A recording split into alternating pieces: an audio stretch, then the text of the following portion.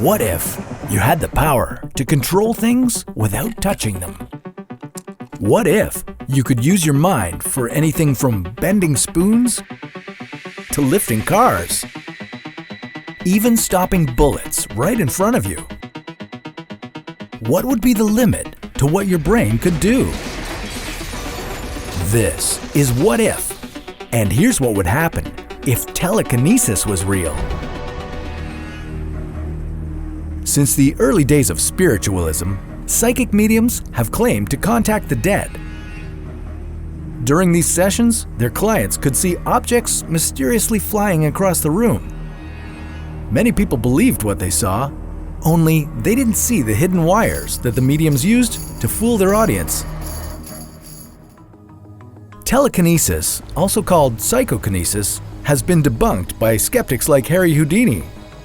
In 1926, the magician offered $10,000 to anyone who could showcase psychic abilities that he couldn't mimic on stage. Nobody left Houdini's show with the prize. In the 1970s, telekinesis caught the attention of the US and Soviet governments. They spent decades running tests, but the only thing they could prove is that telekinesis is nothing more than entertainment for the masses. But imagine what you could do if you had a power like that. How would you use it? Let's start with this. Telekinesis wouldn't be limitless. Think of it as an invisible set of muscles. The more you trained your telekinetic muscles, the stronger you'd get. Maybe you could handle bringing a remote control over to the couch. Maybe you could make yourself a cup of tea without having to go to the kitchen. Or you might make small things levitate, just for fun. Once you got good at all that, you could start practicing with something bigger, like moving cars around in a parking lot.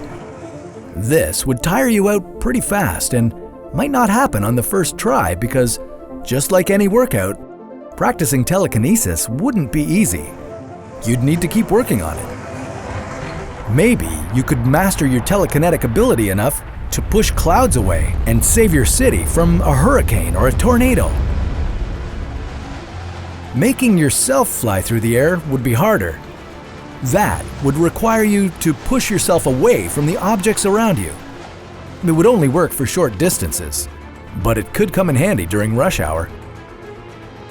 It would really be up to you how you'd use your powers, but forget about lifting an entire building into the air. I can't say exactly where your limit would be, but elevating something that's much bigger and heavier than you are would certainly be over that limit. Using your telekinetic powers could easily get out of control and become dangerous to everyone around you. Most likely, it would require a lot of time and willpower to do even the easiest tricks. Maybe it's a good thing that none of that could actually be done in the real world. The laws of physics dictate that brainwaves can't travel beyond the confines of your skull. You can't bend metal with your mind, make things fly, and you certainly can't levitate yourself. But what if there was a way to give you at least a tiny bit of this superpower? Performing telekinesis could be real, but it would include implanting small wires into your brain. Technology is already able to read your mind by using an implant that translates brain activity into speech. Now, companies like Paradromics and Elon Musk's Neuralink are working on tech that could let you move objects just by thinking about them.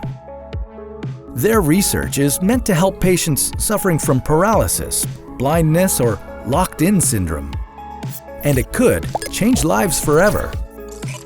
People who suffer from paralysis could use a brain implant to control computer devices and artificial limbs. Eventually, the implants could be as common as cell phones. A device in the brain would transfer high volumes of data through threads much thinner than a human hair. It wouldn't be the kind of telekinesis you see in the movies. Instead, it would be a tech-assisted one. And what if that would be the beginning of us merging with our technology? What if the next step involved becoming full cyborgs? Well, that's a story for another What If.